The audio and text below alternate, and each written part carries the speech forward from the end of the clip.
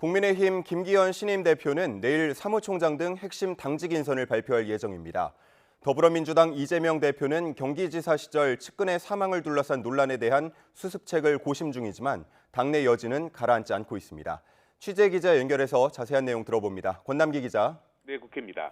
네, 국민의힘 김기현 신임 당대표 내일 핵심 당직 인선을 발표할 예정인데 윤곽이 좀 나왔습니까? 네, 국민의힘 김기현 신임 당대표는 취임 2주차인 내일 핵심 당직 인선을 발표할 예정입니다. 가장 관심 가는 인선은 내년 총선 실무를 책임질 사무총장인데 일단 친윤 이철규 의원이 유력합니다. 또 사무총장을 보좌하며 당의 전략과 조직을 관리하는 전략기획부총장과 조직부총장에도 친윤 박성민, 배현진 의원 등의 이름이 거론됩니다. 사실상 새로 출범하는 김기현 체제의 핵심 보직을 친윤 의원들이 차지하는 모양새인데 그러다 보니 선거 과정에서 연대와 탕평 등 이른바 연포탕을 강조한 김 대표 입장에선 부담일 수밖에 없습니다. 따라서 지명직 최고위원 등엔 비교적 친윤 색채가 옅은 의원들이 중용될 수 있다는 전망도 나오는데요. 이런 가운데 김 대표와 새 지도부는 내일 용산 대통령실에서 윤석열 대통령과 만찬 회동을 할 예정입니다. 네, 이재명 대표는 경기지사 시절 측근이 숨진 것을 두고 사실상 정면 돌파에 나선 모양새인데 자세히 전해주시죠.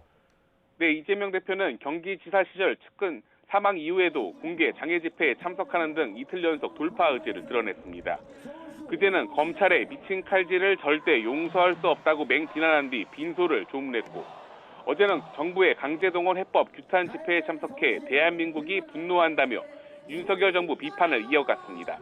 하지만 이런 행보에도 체포동의안 무더기 이탈표에 이어 측근 사망까지 겹치며 이른바 이재명 사법 리스크는 갈수록 두드러지는 상황입니다.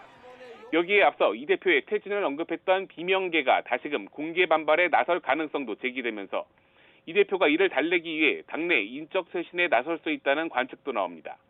이런 가운데 국민의힘은 이재명 대표의 정치적 생명이 5명의 생명보다 중하지는 않다며 대표직을 내려놓고 죄가 없음을 밝히는 것이 당대표다운 정치인의 모습이라며 거듭 사퇴를 촉구했습니다.